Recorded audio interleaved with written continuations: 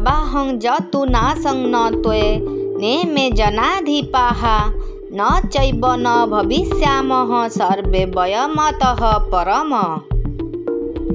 कौनसी काल मु नथिली तुमे नथिल तथा ये राजा माने जे नथिले ए कथा नुहे बरं एहा परे बा भविष्यत रे जे आमे मु तुमे आउ राजा माने समस्ते रहिबा नहीं एही कथा भी नुहे।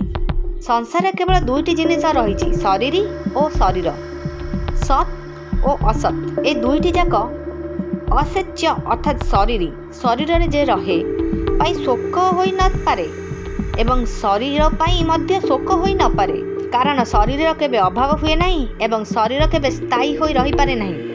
ए दुईटी पाई पूर्व शोक व्यवहित असोच्यान पद को एबे शरीर नित्यता और शरीर अनित्यता रूपे व्याख्या करा जाउछि। न त्वयवः जतु जनाधिपाः लोकंक दृष्टि रे मु जे पर्यंत अवतार नै नथिली से पर्यंत मु एही रूपरे कृष्ण रूपरे समस्तक सम्मुखरे प्रकट नथिली एवं तुमर जे पर्यंत जन्म होई नथिला से पर्यंत तुम भी एही रूपरे अर्जुन रूपरे समस्तक सम्मुखरे प्रकट होई नथिल तथा ए राजा माने मध्य सेमानक जन्म होई नथिले से पर्यंत सेमाने एही रूपरे समस्तक सम्मुखरे प्रकट होई नथिले किंतु मु तुमे एही राजा माने एही रूपक प्रकट न होइथुवा बेले मध्य प्रथमरु जे नथिले ए कथा नुहे।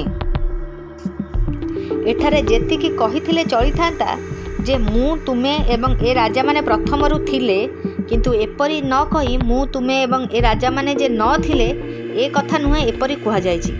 एहार कारण हेउछि प्रथमे न थिले ए कथा नुहे एहा कहिबार प्रथमे आमे निश्चय थिले ए कथा दृढ़ होई जाइछि। तात्पर्य हला नित्य तत्व सर्वदा नित्य एहार केबे अभाव नथिला। जतु कहिबार तात्पर्य हेउछि भूत भविष्यत और वर्तमान काल तथा कौनसी देश परिस्थिति अवस्था घटना और वस्तु इत्यादि रे नित्यत्वयर अभाव तिरे मात्र भी होई न पारे। एठारे अहम पद व्यवहार करी भगवान गोटे विशेष कथा कहिसेंती। आगामी चतुर्थ अध्याय रे पंचम श्लोक रे भगवान अर्जुन को कहिसेंती मोर एवं तुमर बहुत जन्म होई सारिछि से सब को मु जाने किंतु तुमे जानो नहीं। एही भली भगवान निजर ईश्वरता प्रकट करी जीव मानक ठारू निजको भिन्न बोली कहिसेंती मात्र एठारे भगवान जीव मानक सहित निजर एकत्व दर्शाउछंती। तात्पर्य हेउछि सेठारे निजर महत्व विशेषत्व प्रकट करबा थिला भगवान का अभिप्राय एवं एठारे तात्विक दृष्टि नित्य तत्व को जणाइबा हेउछि भगवान का अभिप्राय। न चैव वयमतः परम शरीर मानकर एही अवस्था भविष्यत रे रहिबो नहीं एवं एही शरीर माने मध्य दिने रहिबे नहीं। एहा सत्वे आमे सब जे रहिबा नहीं ताहा नुहे अर्थात आमे अवश्य रहिबा कारण नित्य तत्वर केबे अभाव नथिला कि केबे रहिबो भी नहीं। मु तुमे और राजा माने जे प्रथमे न थिले ए कथा नुहे एवं आगकू जे रहिबा नहीं ए कथा भी नुहे। एही भली भूत भविष्यत कथा तो भगवान कहिदेले मात्र वर्तमान कथा कहिले नहीं।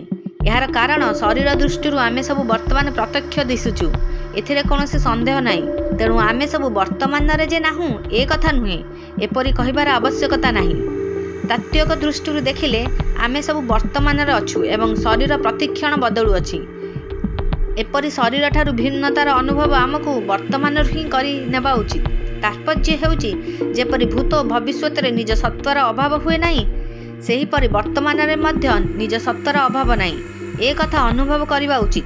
प्रत्येक प्राणी को निद्रा जीवा पूर्व अनुभव हुए जे एबे मु अछि एवं निद्रा भांगिबा परे भी मु अनुभव हुए जे एबे मु अछि। तेबे निद्रा अवस्था रे मध्य आमे यथावत थिले केवल बाह्य ज्ञान सामग्रीर अभाव थिला आमर अभाव नथिला।